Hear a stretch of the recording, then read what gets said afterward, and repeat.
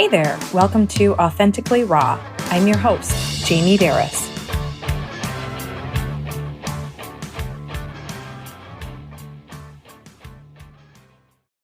Trundle, author of The Daughtership. Welcome to the Authentically Raw podcast. How are you? I'm great, and I'm really happy to be here. Thanks for having me. Absolutely. So yes, you are the author of The Daughtership, which was your debut novel, correct? Correct. Yes. And what else? Tell us a little bit about yourself. Well, like you said, this is my first published novel. I have been writing novels since I was 20. And I'm 56. So it's been a long road to publication. And I feel that The Daughtership, the reason that this book got published finally has a lot to do with voice and subjectivity, I guess they call it sovereignty, just me having control over my own psychic space enough to write a book that's convincing and compelling and also unified and tells one story.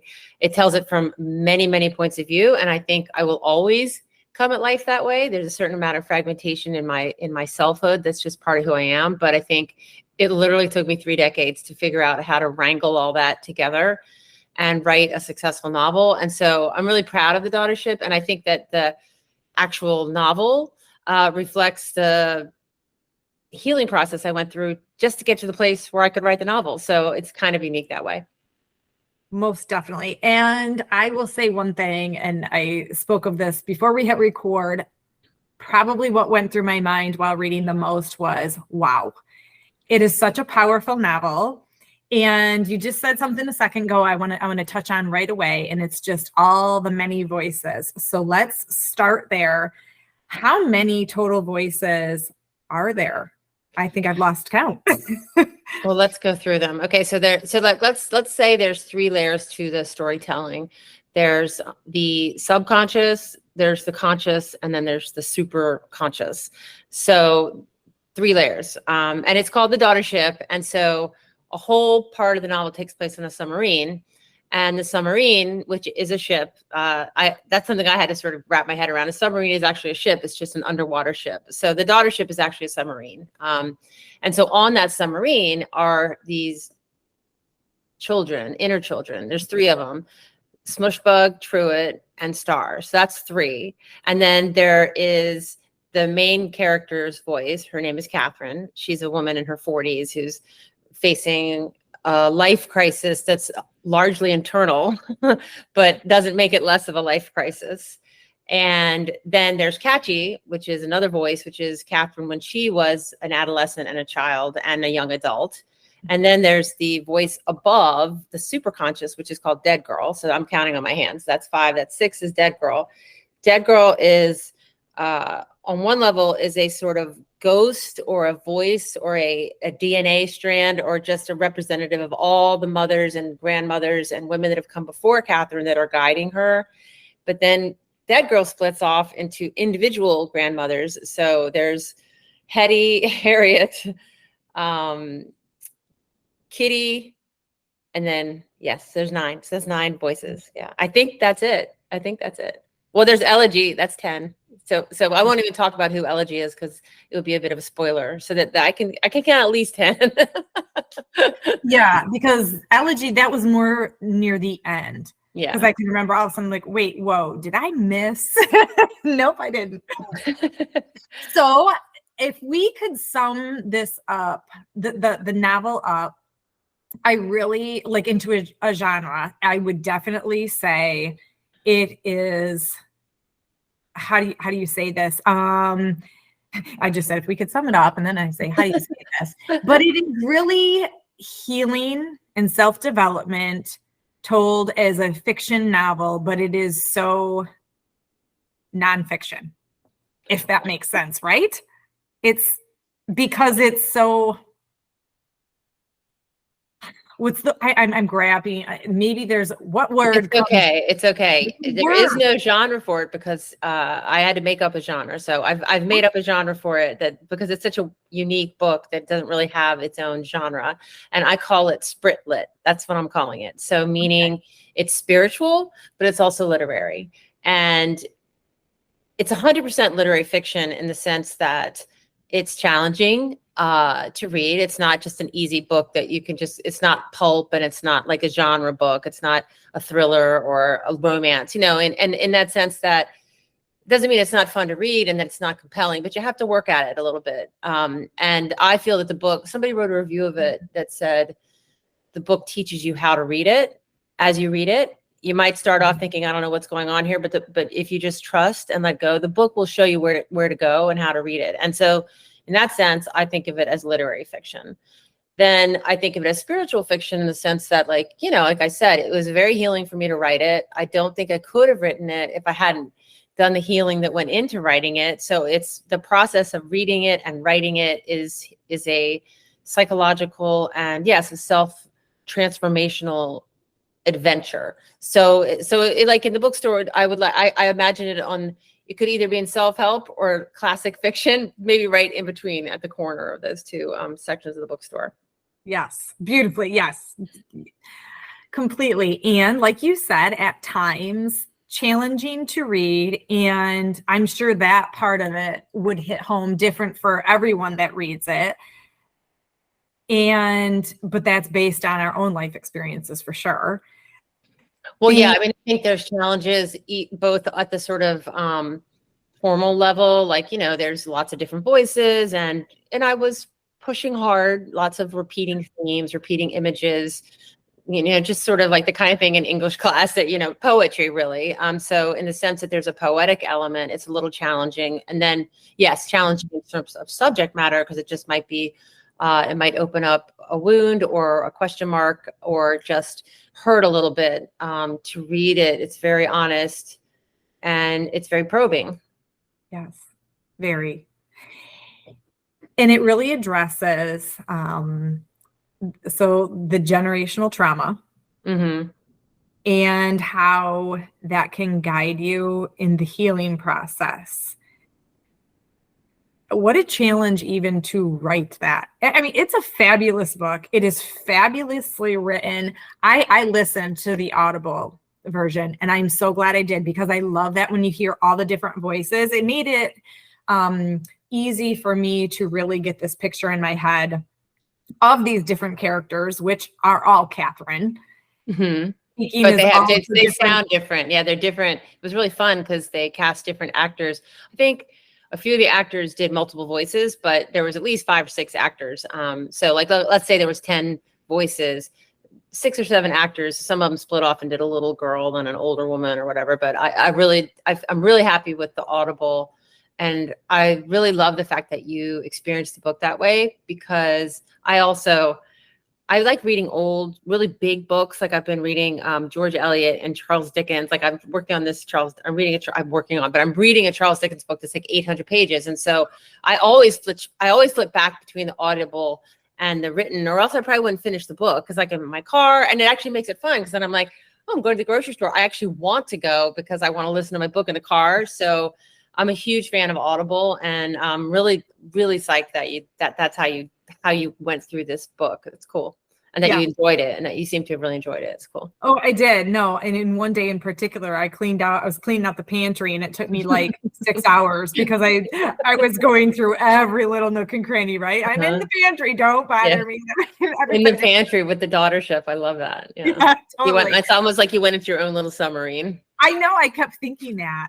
Yes. So at first I was like, I don't know. There's so much through my head. I couldn't come up with what specific questions to ask, but I knew the second we started to talk, some questions would come up, and a few things that I want to address, and we'll get to, but it's the generational trauma and the cycles. And, I want to talk a little bit about being that cycle breaker and how difficult it is. And obviously that journey was beautifully laid out in Catherine, and then some of the decisions that she made at the end. I was just, what a hero. So I do want to talk a little bit about that, but the shame, wow. Yeah. Okay. And we'll get to why all of this. I don't want to, spoil too much. But I do want to also talk about a little bit about the inner children and how they, first inner child work, just for everybody listening, this is what Catherine's doing, going back and talking, to all of her different versions of herself, it's referred to as inner child work, and which I've done, and it's fascinating. And so having that connection and a little bit of background, in that, really, I loved that about the book, and how they all talked, and how we all have this inside of us. And it takes a really brave person to go back and to do this inner child work and speak with your inner child and go through this healing process. And I'd love just to get talk more about that. My first question I really want to land on is, how did you come to, what's the significance of the rusty World War II sub that Catherine and all of her inner children live on? Where did that come from? Well, that's a great question. And it kind of reminds me of something you mentioned earlier, which is this aspect of the book being nonfiction. Of course, the book is fiction because, it takes place on a rusty submarine that's at the bottom of the ocean. So there's a speculative sort of fantastical element to it, but there is a lot of emotional truth.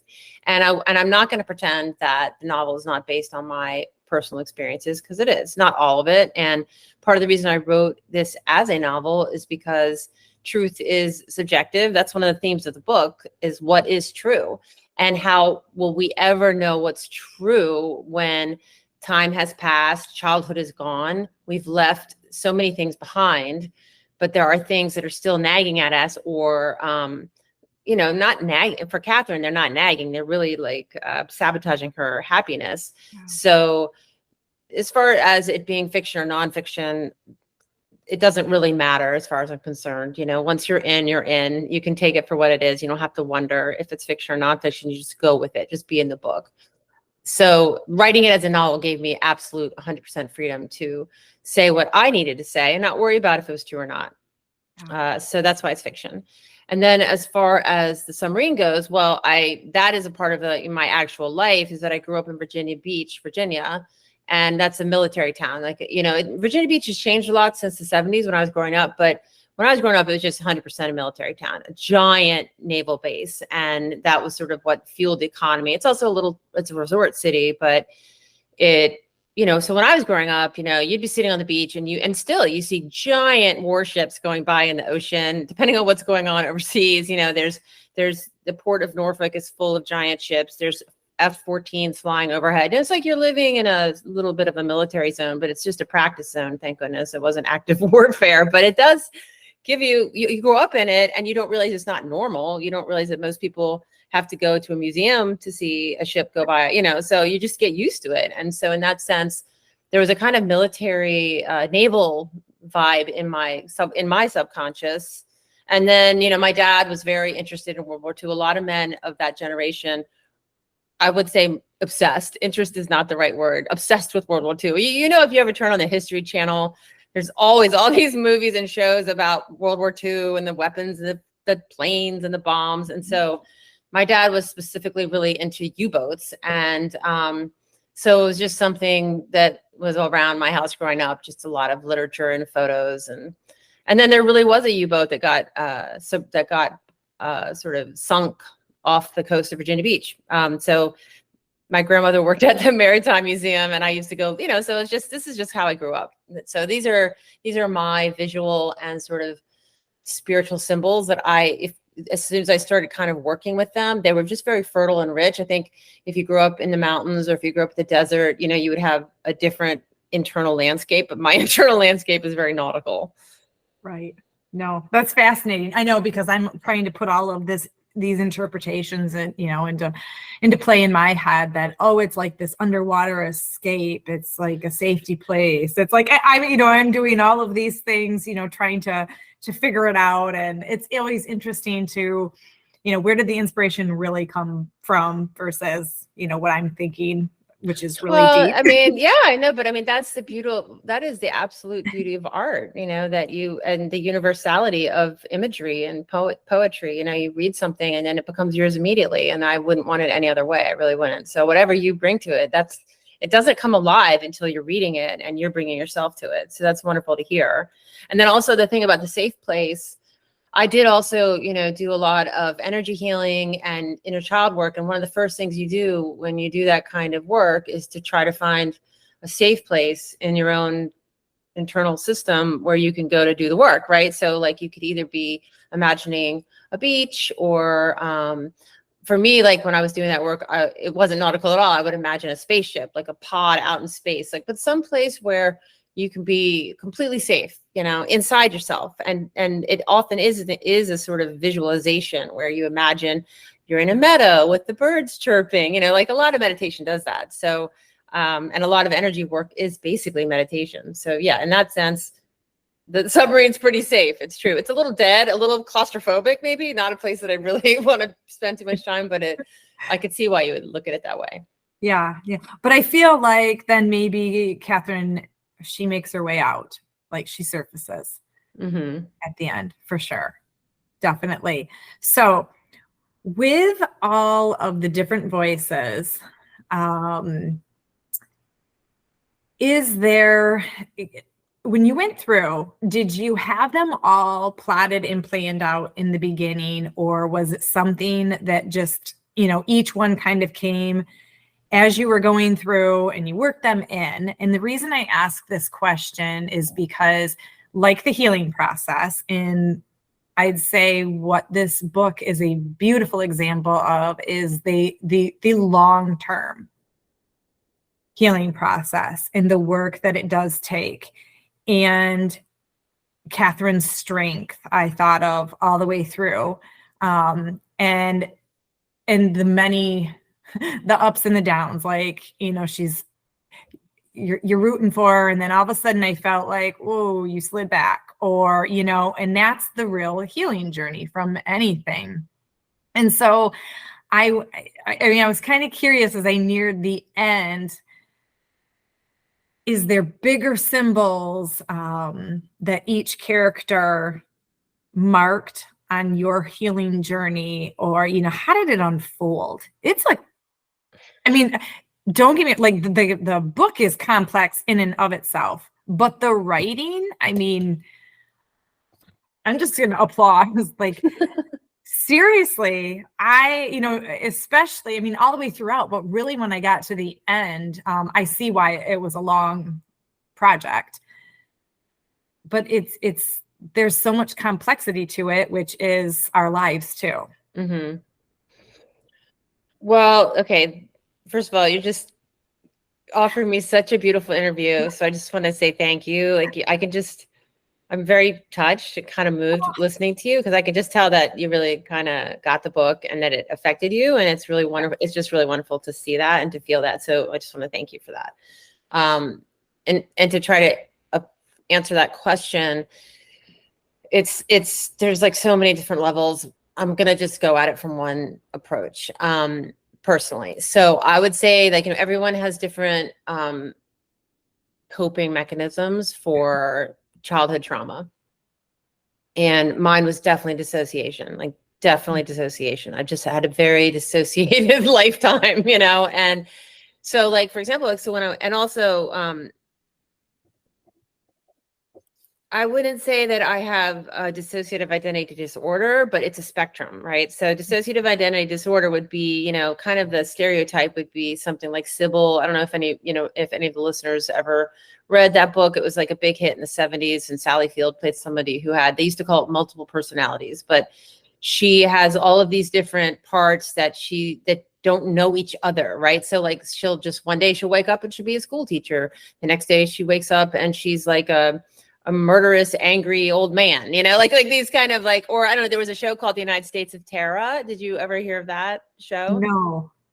It's really actually very brilliant. It was written by Diablo Cody, and it stars Toni Collette, and this is a more modern version, but the same thing. She has dissociative identity disorder, or they used to call it multiple personalities, but she's like, It's really funny, actually. She's got like a character named Buck, who's like kind of like a truck driver who smokes and like goes to bars and picks up women. And then she has another part that's like super sexual and like overly sexual, but a girl, like super like feminine. So, those are kind of extreme Hollywood versions of the same story, but the concept is that Catherine or me, like, because like this is based on some of my experience, she just has a lot of different parts of herself that are not in communion with each other. They're not getting along. They don't agree. They don't agree about basic truths of her life. They don't agree about her relationship with her husband.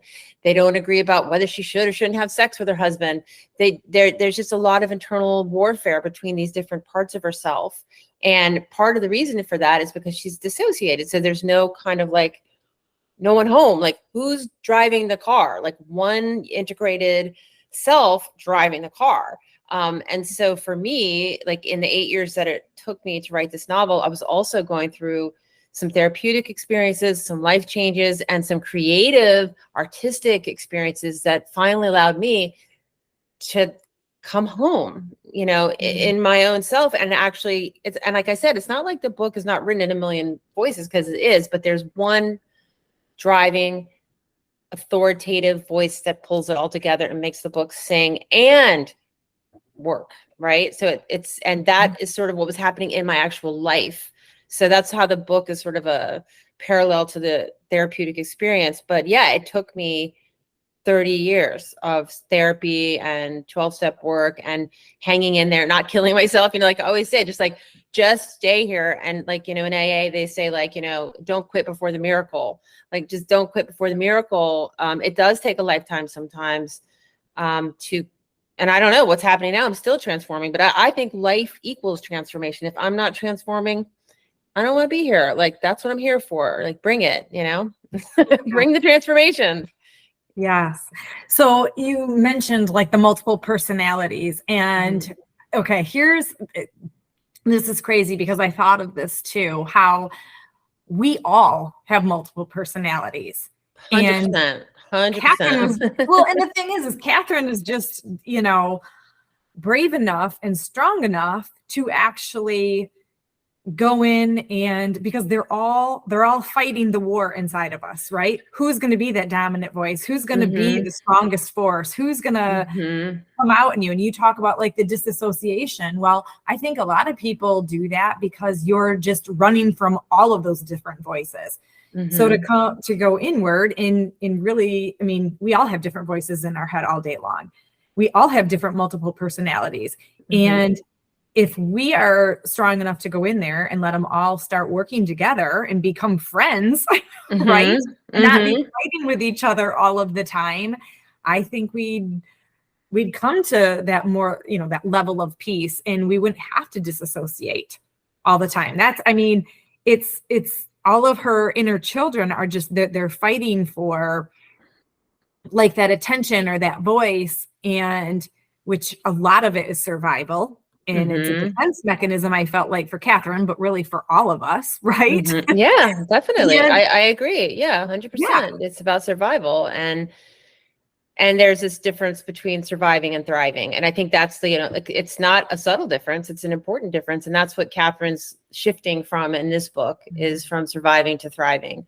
And we don't, I don't want to spoil the end, but, and I don't think there's a sequel coming, but you can just assume that the thriving is in full gear by the end of the book. And then also, there was something you said, I'm trying to think what it was. Reparenting. Well, we were talking about inner child stuff, and that's what reparenting is, basically is bringing in an internal parent that can say, hey, everybody, like, it's all okay. Everyone's going to be okay. And like, you don't need to beat each other up, and you can stop fighting now. It's kind of an internal parent. That's one way to look at it. And the other thing I want to say is that thank you so much again for like all of this sort of enthusiasm about the story, but I don't think that Catherine has a choice. And so I appreciate you saying that I, as an author, I'm courageous, or if it's modeled on my life, there's a lot of courage, or if Catherine's very courageous, there is a certain amount of courage, but it's kind of like she's on fire. So it's kind of like if you're on fire and you run out of a house that's on fire, is that brave? I mean, I don't know. It's smart. And it's like, but she doesn't, like they say, again, like, I have done a lot of 12-step recovery. They say like pain is the touchstone of growth. I think that she's just in so much pain. She doesn't have a choice. And thank God for that. Like I'm grateful for my own pain. And I think I can hear it in you probably would agree with me that like, the growth or the work, the self exploration, a lot of times that is brought on by pain. It's not like you do it because you just wake up one day and you're like, I think I'll do a lot of internal searching, just for fun. It's usually coming from like sort of desperation. Exactly. The breaking point. Mm-hmm. Yeah. And when you talk about reparenting, each inner child that Catherine had, Star and Catchy and Smushbug and To It, right? True it. Yeah. True it. Mm-hmm. And I mean, they're all the different ages, and that's really, I mean, I felt like I got that, how she had to go back and basically she had them all different names, but I often wondered, I kind of thought like at the end of the book, are they all Catherine now? Like as she comes back home to herself and she's reparenting herself at all these different ages and all the trauma that happened at each one, and she heals at all these different ages and all the different things that happened, is it finally like maybe that voice changes to, little Catherine or, Mm-hmm. or maybe Mm-hmm. she keeps those same names. I like how that it just gives you something to think about, and in a way you can apply it to your own life in a sense that you look back in different times in your life, how you really can almost give yourself those different names. Mm-hmm.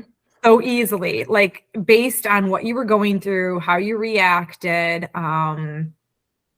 I don't know. I was thinking about that. Yeah, that's it's actually a really fun byproduct of the audiobook in some ways.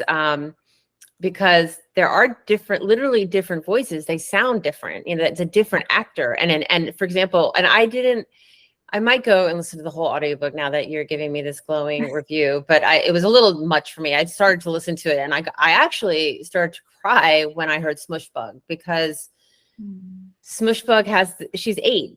And so the actress really convincingly comes across as a little girl, but Smushbug's knowledge, and I'm gonna start crying even talking about it, but her knowledge about like adult stuff, especially sex, is way beyond what an 8-year-old should know about. And so when you hear my writing and the words coming through this little girl's voice, for me, it was very profound. I mean, it just like, it gave me goosebumps right now. And that's only going to happen on the audiobook. So, it's a pretty cool thing about audio. And yeah, so in that sense, at the end of the book, probably they could have just used the adult woman actor for everybody, because that's what Elegy kind of represents, is like she's growing up, she's integrating. So absolutely. I know, and a lot of fiction books are hard for me to listen to on Audible. This one I think was amazing. It enhanced it for sure. Definitely. What books are hard? Like what makes a book? I'm just curious, like what makes a book hard to listen to for you? For me, if it's fiction and it's Audible, it would be that there's one voice that plays male, female, young, old, and there's just it you don't like that? Nah, no. But this has variation of voices, which in my mind, I almost pictured different characters, even though I knew. I mean, it really was the same. How did you picture? You didn't actually picture a bug for Smushbug, did you? Did you picture no, like a I bug? Pictured I honestly pictured a just sweet, innocent little 8-year-old girl, which it's crazy. But I had this picture. My youngest, Maya, she's 10, and so she's on that brink of little girl, big girl, and she was kind of a combination of Maya and like a little dark curly haired girl, which mine's blonde hair, blue eyes. So I don't know where, you just think of different things. And I mean, Catchy, I could just picture, because who can't picture, their later, adolescent, invincible. 10 going on 30. Years. Yeah, I could picture her really, really easy, those years, the rebellion years, totally. There was one thing on my mind I was going to ask, the shame part of it. So just talk to me about shame. I don't even want to ask any question. How, I guess, the overcoming of shame. It's a huge just piece in the book. So just talk to me about the overcoming of shame. God, you have like 3 days. I know, right? It's such a giant topic, and it's so complex. And I want to say one thing. Maybe this will help. And I sorry for interrupting. I think so many people are walking around full of shame, and they have no idea that that's their problem. Yes, I think you're right. And I really also try to keep it, I'll just answer it really from my perspective and my experience. This is 100% just my experience with it. I am a very shame-based person. And, like, for example, I've heard people talk about guilt. I don't, so-and-so like feels guilty. The guilt's a problem for me. Like, I don't really have a lot of guilt. Like, guilt's not an issue for me. I'm a shame person. It's like, that is like, sort of, and I've also done research, and like shame's a secondary emotion in the sense that shame is a feeling about another feeling. And like the basic feelings, like the sort of basic emotions, are emotions that you can show on your face, like anger, fear, sadness, joy, disgust, and there's one more. But shame's a feeling about a feeling, right? So, and it also spirals, and it's self-replicating, and it is extremely self-destructive. It's almost like yourself turns against yourself. And when it starts to spiral, it's yourself against yourself against yourself. It's like a fun house of self-hatred, self-condemnation, like hopelessness is a form of shame.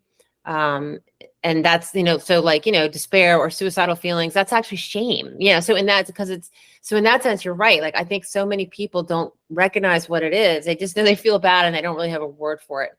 But to be honest, having a word for it isn't that helpful, because it's very hard to combat it. And it's just a very toxic emotion.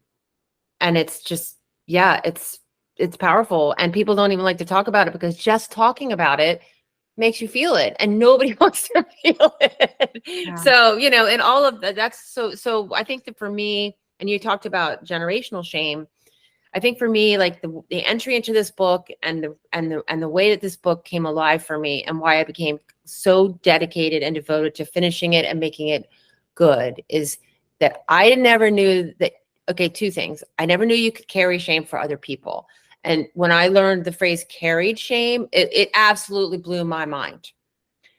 I absolutely blew my mind. And now, of course, I understand a lot more, but like, you can carry shame for your parents. So sexual abuse is a way for an adult to just basically take their shame and download it onto their child, or whatever child they abuse, and then their child carries it for them. It doesn't really get rid of it for the person who does the abuse, but it is some form of release or unconscious effort to get rid of it. And then you have a carrier. And so that, to me, that's one of the foundations of this novel is, if the child who's carrying the shame for the perpetrator can't talk about it, and our society does not encourage that, then they're really just taking on the poison, and it's no fault of their own. And there's absolutely no reason for that to continue. And so in that sense, yes, I do feel like I'm trying to be a chain breaker of the shame, and that's what this book is on some level about. Mm-hmm. And the language in the book, it keeps going back and back. I talk about it as horizontal, like there's horizontal storytelling and there's vertical storytelling. And this is a vertical story in the sense that it continues to return to this trauma of this person. Like, did it happen? Did it not happen? Did it happen? Did it not happen? And just goes deeper and deeper. It's almost like a drill. It just keeps going down into the same place, and it keeps returning to it. And that is, that to me, that's the healing process. It's not beginning, middle, end. It's return, go deeper. And that's how the story works. Absolutely. Yes. And so I have my own acronym for shame that I came up with. And actually the book I'm writing right now, I have a little section on it. So obviously shame is spelled S-H-A-M-E. So the S-H, my acronym is shit. Yeah, I thought that might be what you. Yep. And then the A is thrown at. So shit thrown at is the A. Me, M-E. Yeah. Shit thrown at me, because no one is born full of shame. Right. We love ourselves. We love every little part of ourselves. I mean, we're babies. Even when you're changing the baby's pants, you know, they poop and they run their hands through it and they're scared of it. They love everything about them, right? Somewhere along the way, you know, people are always throwing shit at you, right? And we absorb it and we carry it. We carry it for other people. Pretty soon it's our own. Pretty soon we're ashamed. And who likes to admit that? No one likes to walk around and say, I feel shame. But shame is the one thing that everybody carries.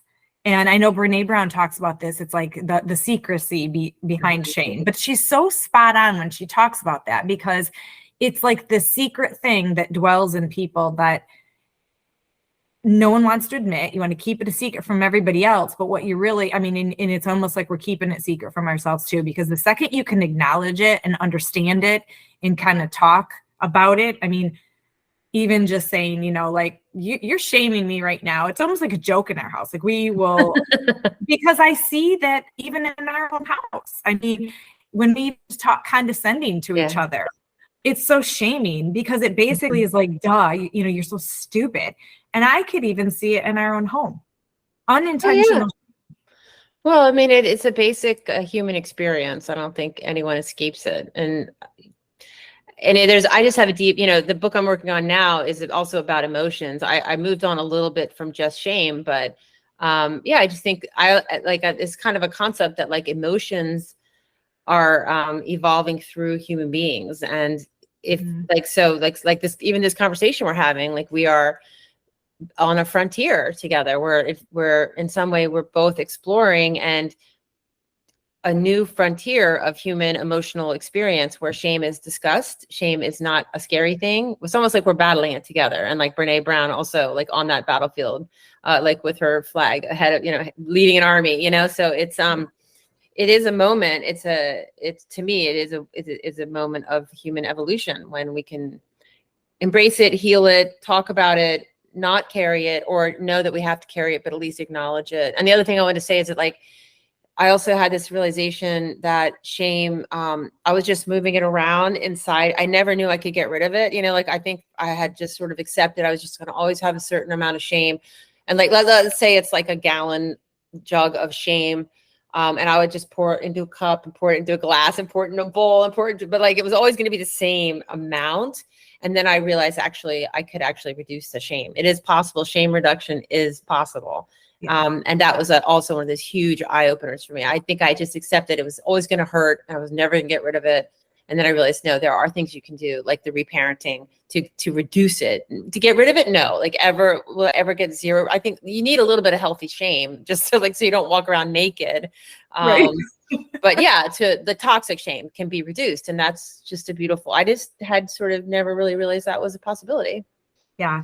So did you do, was that your energy healing work? I ask about that because I mean, I've done a lot of energy healing work, and I've actually just started doing it with my clients and things too. And it's crazy and it works. And It is crazy.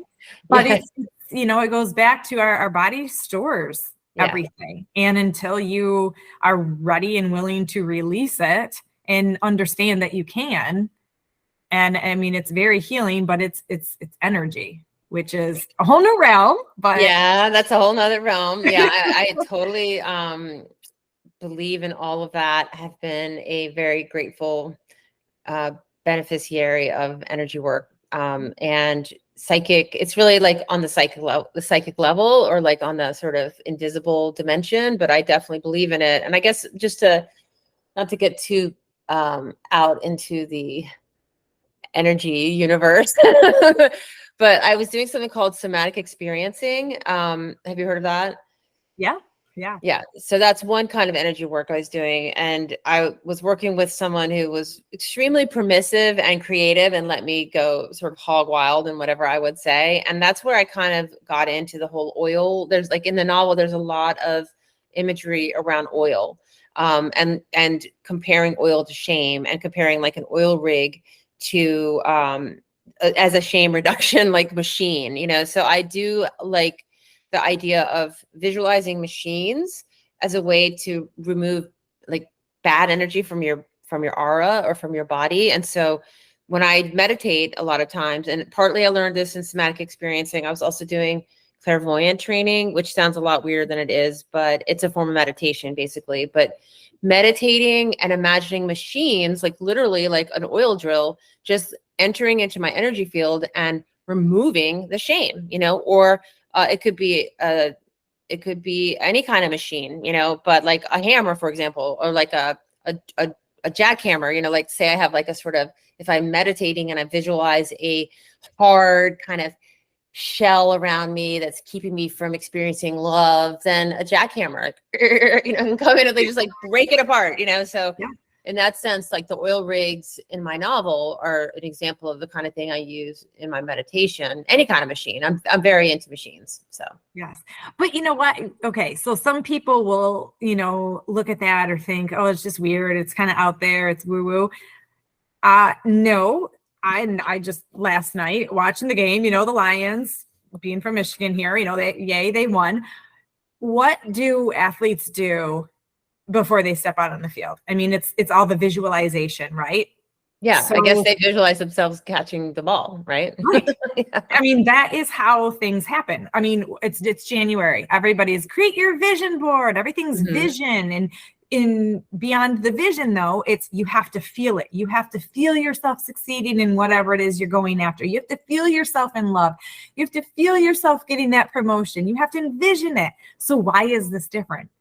You have to feel yourself healed. You have to feel yourself confident. You have to feel yourself feeling worthy. You have to feel yourself shedding the shame. You have to visualize that. It's us with our own barrier up, making it sound weird. It's not weird. Everybody's doing it, but people don't know what they're doing it for. Oh, I just do it so I can, succeed at work or run a marathon, or no one wants to say, I'm doing visual, somatic experience, energy healing work just so I can be, fall in love with myself again and be confident. Like, why is that so hard to say? Well, it depends on your, I got distracted because my son just walked in the house, but it depends on what you're comfortable with language wise. But yes, it's just different words for the same thing. And, whatever floats your boat, to each their own. Like, I really feel that way. I just, but as an artist, you do get permission to be pretty crazy.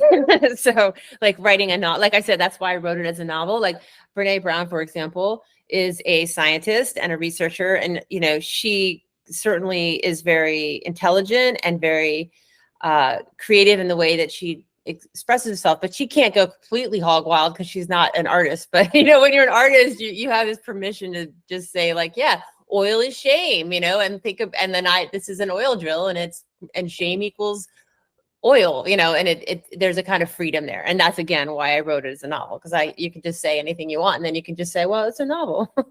I love it. Now I can even say it's science fiction, whatever. It's just right. It'd be crazy.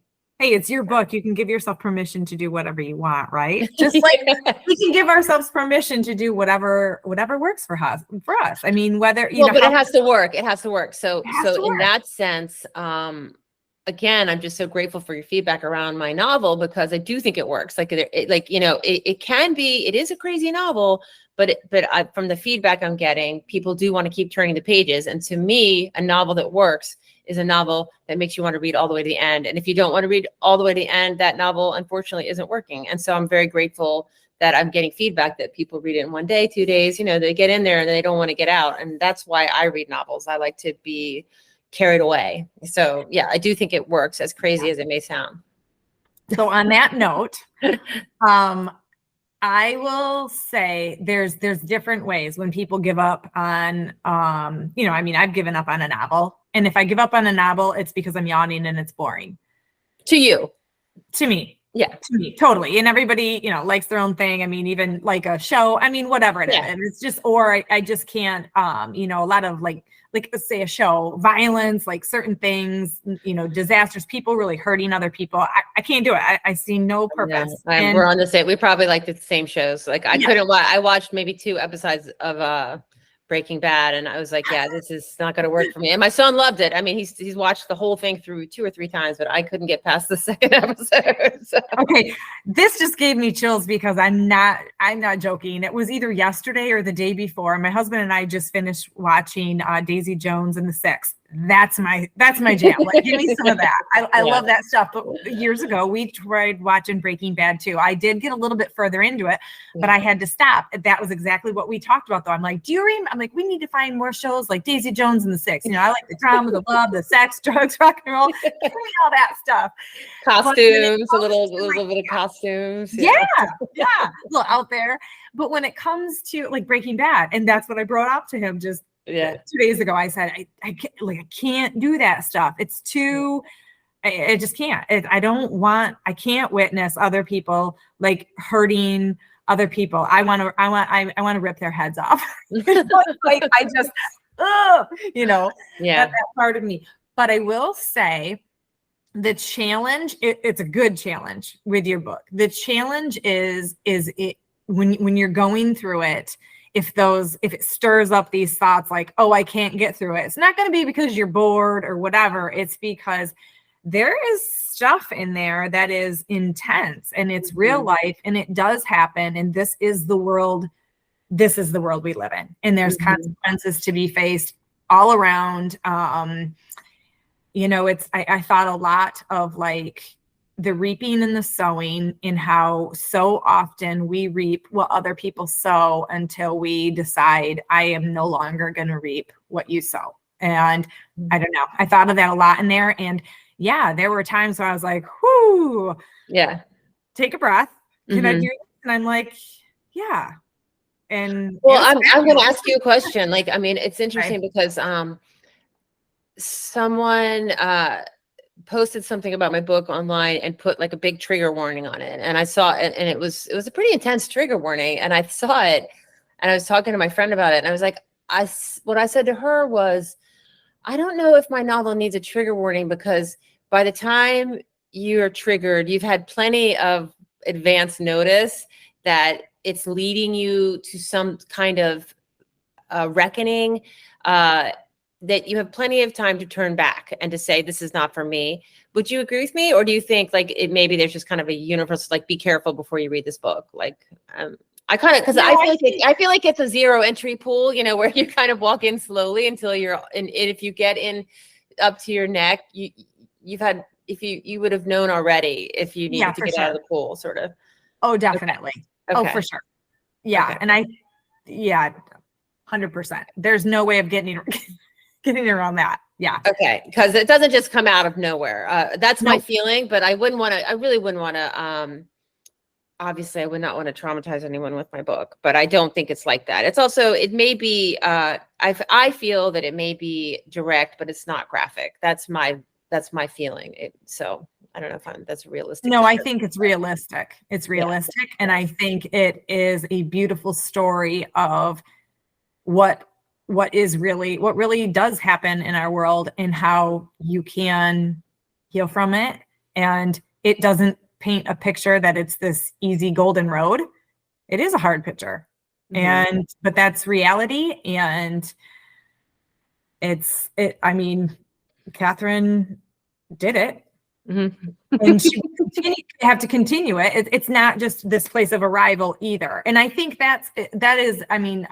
I felt like the ending of the book gave you that hope that she will continue down that road. It's not like this. It wasn't tied up with these perfect, beautiful little strings. I mean, life just isn't, but yet it was it brought you to the point where I felt good. Like I felt like, oh, good, Catherine, she's going to be okay. You know, you need to feel like that, right?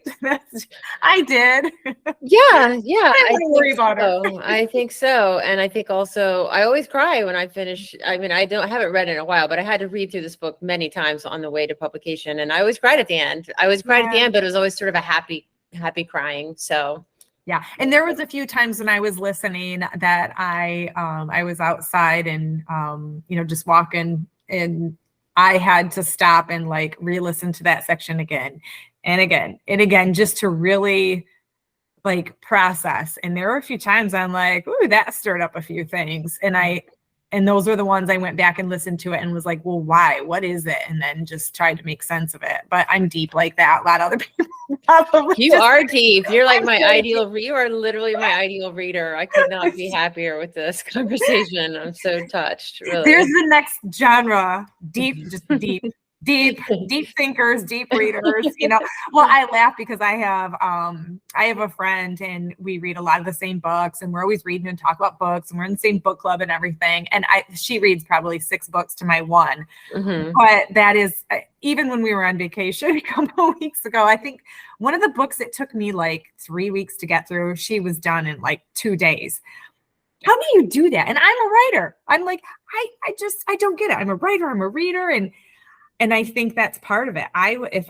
If I'm not crystal clear of what's going on, what everybody's thinking, what everybody's feeling, I will reread the page 6 times. And I'm like, I could probably get through this. But these characters, people, like, they stay with me. And I will be out driving or doing whatever, and I'll be thinking about these people. And I don't know. Yeah, now this is another podcast. We'll talk about our imaginary friends next time. Oh yeah, please have me back. This was a great conversation. This was great. Thank you so much, Boo. So where can everybody buy the Daughtership? It's the publisher is Pantheon Books, which is part of Penguin Random House, and it's got an incredible distribution. I've been really happy. So you can buy it on Amazon. You can buy it if you like indie bookstores. You can buy it at bookshop.org. You can buy it at Barnes & Noble. I'm pretty sure it's still on the shelves there. So if there's a Barnes & Noble nearby, then please go to the brick and mortar and get the actual book without having it go through the mail. There's a million places to find it, and I hope that you will find it because I'm very proud of it. Yeah, and I mean, I loved listening to Audible too. Yeah, Audible too. Yeah. I love a real book in my hands. Don't get me wrong, but I was reading this over Christmas, and I was a little nervous that it'd be too much start, stop, and all that. So I went for the Audible. I'm glad I did.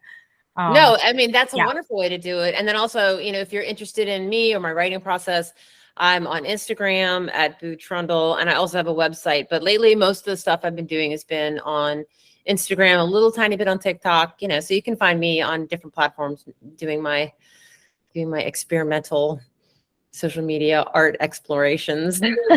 Well, keep exploring. I loved it. And I just love the exploration of how you weaved in, fiction with self-help, because we all could use a little self-help. Yes, why not combine it? Yeah. Yeah, that was awesome. Well, thank you so much. Thanks for visiting me today.